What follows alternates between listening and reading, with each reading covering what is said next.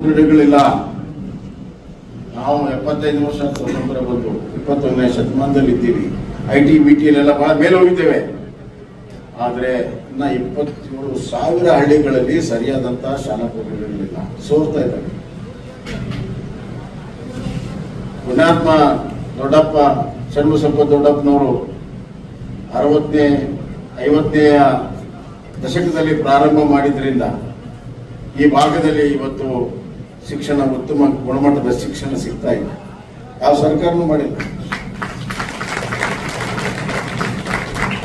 HKE society ಉತ್ತಮ ಕೆಲಸವನ್ನು ಈ ಭಾಗದಲ್ಲಿ ಮಾಡಿದೆ. ಅದೇ ರೀತಿ ಹಲವಾರು ಶಿಕ್ಷಣ ಸಂಸ್ಥೆಗಳು ಗುಲ್ಬರ್ಗ, ಬೀದರ್, ಬಳ್ಳಾರಿ, ರಾಯಚೂರು ಈ ಭಾಗ, ಕಲ್ಯಾಣ ಕರ್ನಾಟಕ ಭಾಗದಲ್ಲಿ ಖಾಸಗಿ ವಲಯದಲ್ಲಿ ಉತ್ತಮ ಕೆಲಸಗಳನ್ನು ಮಾಡಿದೆ. ಇಡೀ ಕರ್ನಾಟಕದಲ್ಲೇ ಆಗಿದೆ. ಇವತ್ತು ಮುಂಬೈ ಕರ್ನಾಟಕ ಎಷ್ಟು ಅಭಿವೃದ್ಧಿ ಆಗಿದ್ದರೆ ಮಠಮಾನ್ಯಗಳು ಮತ್ತು ಖಾಸಗಿ ಸಂಸ್ಥೆಗಳು, KLE society, HKE society, BLD society,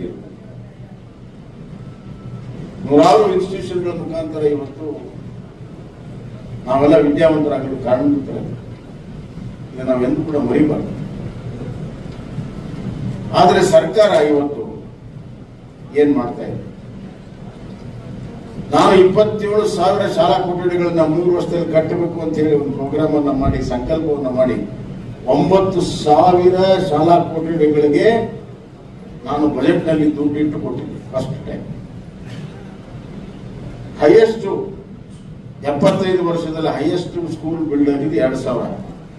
ಆದ್ರೆ ಒಂದೇ ವರ್ಷದಲ್ಲಿ 9,000 ಕಟ್ಟಬೇಕು ಅಂತ ಹೇಳಿ 3 ವರ್ಷದಲ್ಲಿ ನಾವು ಯಾವುದೇ ಹಳ್ಳಿಯಲ್ಲಿ ಇವತ್ತು ಶಾಲಾ ಕೊಠಡಿಗಳು ಇಲ್ಲದಂತೆ ಮಾಡಬೇಕು ಅಂತ ಹೇಳಿ ಕಾರ್ಯಕ್ರಮವನ್ನು ಮಾಡಿದ್ರೆ ಸುಮಾರು 4,000-5,000 ಕೊಠಡಿಗಳಿಗೆ ನಿರ್ಮಾಣ ಆಗಿದ್ದಾವೆ. ಮುಂದಿಂದು ಹೊಸ ನ್ಯಾಯ, ರಾಜ್ಯದ ಮಕ್ಕಳಿಗೆ ಮಾಡಿರುವಂತಹ ನ್ಯಾಯ, ರಾಜ್ಯದ ಭವಿಷ್ಯಕ್ಕೆ ಮಾಡಿರುವಂತಹ ನ್ಯಾಯ. ಇದ್ರ ಬಗ್ಗೆ ತಾವು ಕೂಡ ಚಿಂತನೆಯನ್ನು ಮಾಡಬೇಕು. ಗುಣಮಟ್ಟದ ಶಿಕ್ಷಣ ತಳಗಡೆಯಿಂದ ಬಂದ್ರೆ ತಾನೇ ನಿಮ್ಮ ಕಾಲೇಜಿಗೆ ಎಲ್ಲ ಸ್ಟೂಡೆಂಟ್ಸ್ ಬರೋದು, ಉತ್ತಮ ರೀತಿಯಲ್ಲಿ ಕಲಿಯಕ್ಕೆ ಸಾಧ್ಯ. ಇವತ್ತೇನಾಗಿದೆ, SSLC ಪರೀಕ್ಷೆ 3 ಸತಿ. ಯಾಕೆ 3 ಸತಿ ಮಾಡಿದಂತ ನನಗಂತೂ ಗೊತ್ತಿಲ್ಲ.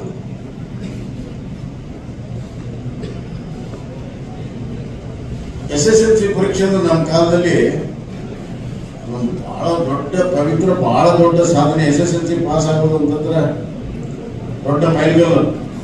ಮನೆಯಾಗಿದ್ದು ಎಲ್ಲ ಓದಕ್ಕೆ ಶುರು ಮಾಡ್ತಾರೆ. ಅವಳು ಮಕ್ಕಳು ಟ್ಯೂಷನ್ಗೆ ಹೋಗ್ಬಿಟ್ಟು SSLC ಗೈಡ್ ಅಂತ ಇರ್ತಿತ್ತು. ಎಂತಾದ್ರು ಏನೋ ಶಾಣೆ ಐತಿಪ್ಪ, 3 ಸತಿ ಬರೀತಿದ್ರಿ. ಹುಡುಗರಿನ ಹತ್ರ ಆಗ್ಬಿಡಲೇ, ಇದೊಂದಾಗ್ಲಿ 1 ಸತಿ ಪಾಸ್ ಆಗಿದೆ, ಅದಾಗ್ಲಿ ಇನ್ನೊಂದು ಮಾಡೋಣ ಅಂತ. ಹೌದಲ್ಲ? ಇಂಥ ತಳಮಟ್ಟದ ಶಿಕ್ಷಣ ಒಂದು ಪರಿಸ್ಥಿತಿ ನಾನು ಎಂದು ನನ್ನ 35ನೇ ಜೀವನದಲ್ಲಿ ನಾನು ನೋಡಿದೆ. ಆಮೇಲೆ ಅವ್ರು ಯಾವ್ದೋ 5 ಹೊತ್ತು ರಿಸಲ್ಟ್ ಮಾಡಲಿಲ್ಲ, ಹೋಗಚ್ಚಿ ಎಲ್ಲರೂ ಪಾಸ್ ಅಂತ.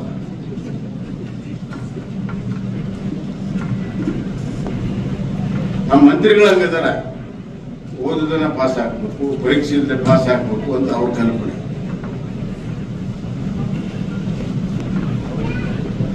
ನ್ಯೂ ಎಜುಕೇಶನ್ ಪಾಲಿಸಿಯನ್ನು ನಾವು ತಂದು ಸುಮಾರು ನಮ್ಮ ನರೇಂದ್ರ ಮೋದಿ ಅವರ ಕಲ್ಪನೆ. ನಾನು ಹೇಳಿದ್ದಲ್ಲ ಎಜುಕೇಶನ್ ಯಾಕೆ ಇಂಪಾರ್ಟೆಂಟ್, ಅದರ ಹಿನ್ನೆಲೆಯಲ್ಲಿ 3 ವರ್ಷ ಕಂಪ್ಲೀಟ್ ಆಗಿ ಕಾಂಪ್ರಿಹೆನ್ಸಿವ್ ಆಗಿ ಸ್ಟಡಿ ಮಾಡಿ ನ್ಯೂ ಎಜುಕೇಶನ್ ಪಾಲಿಸಿ ತಂದೆ.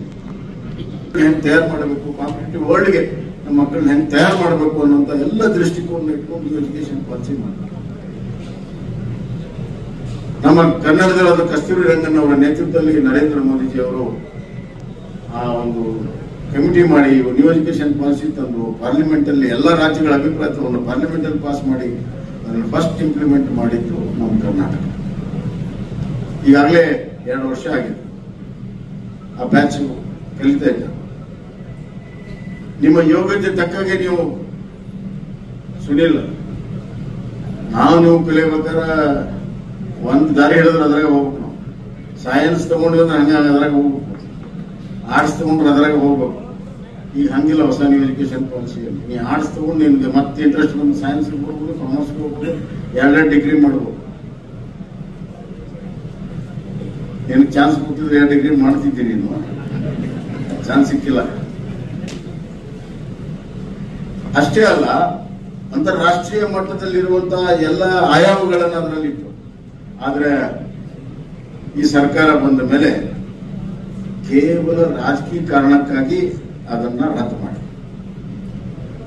ಯಾಕಂದ್ರೆ 2016-17ಕ್ಕೆ ಅದ್ರ ಬಗ್ಗೆ ಅಭಿಪ್ರಾಯ ಕೇಳಕ್ ಬಂದಾಗ ನಮ್ಮ ರಾಜ್ಯ ಸರ್ಕಾರ ಒಪ್ಪಿಗೆ ಕೊಟ್ಟಿದೆ. ಇದೇ ಸಿದ್ದರಾಮಯ್ಯ ಅವರ ಮುಖ್ಯಮಂತ್ರಿಗಳಿಗೆ, ನಾಯರೆಡ್ಡಿ ಅವರ ಮಂತ್ರಿಗಳಿಗೆ ಬಹಳ ಚೆನ್ನಾಗಿದೆ ಅಂತ ಹೇಳಿ ಅದಕ್ಕೆ ಒಪ್ಪಿಗೆ ಕೊಟ್ಟರು. 2023 ಏನ್ ಬದಲಾವಣೆ? ವಿರೋಧಕ್ಕಾಗಿ ವಿರೋಧ ಮಾಡಿ ಮತ್ತೆ ನಮ್ಮ ಮಕ್ಕಳ ಭವಿಷ್ಯವನ್ನು ಹಾಳು ಮಾಡಿ ಮತ್ತೆ ಮಕ್ಕಳಿಗೆ ಬದಲಾವಣೆ ಸೃಷ್ಟಿ ಮಾಡಿ. ನಾನು ಒಪ್ಕೊಳ್ತೇನೆ, ರಾಜಕಾರಣದಲ್ಲಿ ಏನೇನೋ ಮಾಡ್ತಾರೆ, ರಾಜಕಾರಣದಲ್ಲಿ ಸಾಕಷ್ಟು ಹೊರ ವಿರೋಧ ಇರ್ತದೆ. ಒಂದು ಸರ್ಕಾರ ಬಂದ್ಮೇಲೆ ಇನ್ನೊಂದು ಸರ್ಕಾರ ಬದಲಾವಣೆ ಆಗ್ತದೆ. ಆದರೆ ಎರಡರಲ್ಲಿ ಮಾತ್ರ ಬದಲಾವಣೆ ಆಗ್ತದೆ. ಒಂದು ಆರ್ಥಿಕ ನೀತಿ, ಇನ್ನೊಂದು ಶಿಕ್ಷಣದ ನೀತಿ. ಯಾವ ಕಾರಣಕ್ಕೂ ಕಂಟಿನ್ಯೂಟಿ ಇರಬೇಕು, ಬದಲಾವಣೆ ಆಗಬೇಕು. ಅದರಲ್ಲಿ ಏನು ಸುಧಾರಿಸಬೇಕಾದ್ರೆ ಸುಧಾರಿಸಿ, ಆದರೆ ಯೂಟರ್ನ್ಗಳು ಆಗಬೇಕು. ಆದ್ರೆ ಈ ಸರ್ಕಾರ ಮಾಡಿದೆ, ಆರ್ಥಿಕವಾಗಿ ದೇವಳಾಗಿದೆ, ಅದು ಬೇರೆ ಝೀರೋ. ಅದು ಶಿಕ್ಷಣವನ್ನು ಕೂಡ ಝೀರೋ ಮಾಡಕ್ ಕೊಟ್ಟಿದ್ದಾರೆ. ಬಹಳಷ್ಟು ತಪ್ಪುಗಳಿತ್ತು, ಅವುಗಳನ್ನೆಲ್ಲ ಸರಿಪಡಿಸಿ 14,000 ಪೋಸ್ಟ್ಗಳಿಗೆ ರಿಕ್ರೂಟ್ಮೆಂಟ್ಗೆ ಆದೇಶವನ್ನು ಮಾಡಿದೆ. 1,500 ಕೋಟಿ ರೂಪಾಯಿ ಇದ್ದದನ್ನ 5,000 ಕೋಟಿಗೆ ಅಲ್ಲ. ಈ ಭಾಗದಲ್ಲಿ ನೀರಾವರಿ ಜೊತೆಗೆ ರಾಯಚೂರಿನಲ್ಲಿ ಒಂದು ಫಾರ್ಮಾ ಪಾರ್ಕ್ ಮತ್ತು ಕಲಬುರಗಿಯಲ್ಲಿ ಒಂದು textile park. Highest employment generation ಆಗುವಂತದ್ದು ಟೆಕ್ಸ್ಟೈಲ್ ಸೆಕ್ಟರ್. ಇಲ್ಲಿ ಅತಿ ಹೆಚ್ಚು ವಲಸೆ ಹೋಗುವಂತ ಸೆಕ್ಟರ್ ಇರುವಂತದ್ದು ರಾಯಚೂರು ಮತ್ತು ಗುಲ್ಬರ್ಗ ಇದೆ. ಅವ್ರಿಗೆ ಇಲ್ಲೇ ಸ್ಥಳೀಯವಾಗಿ ಕೆಲಸ ಕೊಡಬೇಕು ಅಂತ ಹೇಳಿ 1,000 ಎಕರೆಯನ್ನ ಕೊಡ್ತಾರೆ. ವಿಶೇಷವಾಗಿರುವಂತಹ ಪ್ರಧಾನಮಂತ್ರಿ ನರೇಂದ್ರ ಮೋದಿ ಅವರು ಒಟ್ಟು ಇಡೀ ಭಾರತದಲ್ಲಿ 7 ಪ್ರಧಾನಮಂತ್ರಿ ಮಿತ್ರ ಟೆಕ್ಸ್ಟೈಲ್ ಪಾರ್ಕ್ ಅನ್ನ ಮಾಡಿದ್ರು. ಅದನ್ನ ಕರ್ನಾಟಕಕ್ಕೆ ಒಂದು ಗುಲ್ಬರ್ಗಕ್ಕೆ ಮಾಡಬೇಕಂತ ಹೇಳಿ ಇವತ್ತು ನಾವು ಮಾಡಿ ಯಶಸ್ವಿಯಾಗಿದ್ದೇವೆ.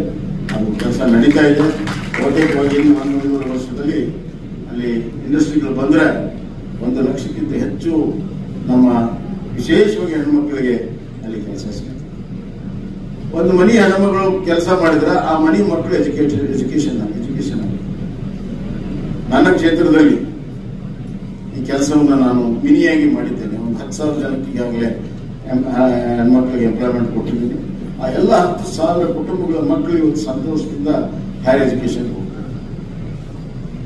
ಹಂಗೆ ಎಕನಾಮಿ ಮತ್ತು ಎಜುಕೇಶನ್ ಸಂಬಂಧ ಇದೆ ಅನ್ನೋದು ಬಹಳ ಮುಖ್ಯ ಇದೆ.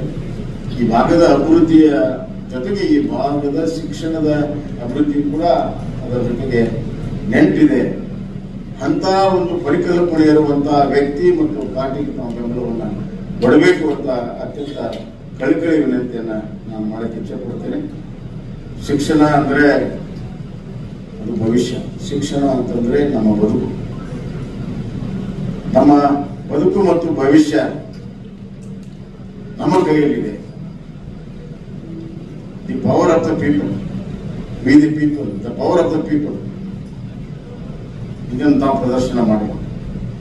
1,60,000 ಜನ ನೋಂದಣಿ ಮಾಡಿದ್ದೀವಿ. ಇಡೀ 7 ಜಿಲ್ಲೆಯಲ್ಲಿ ಸೇರಿ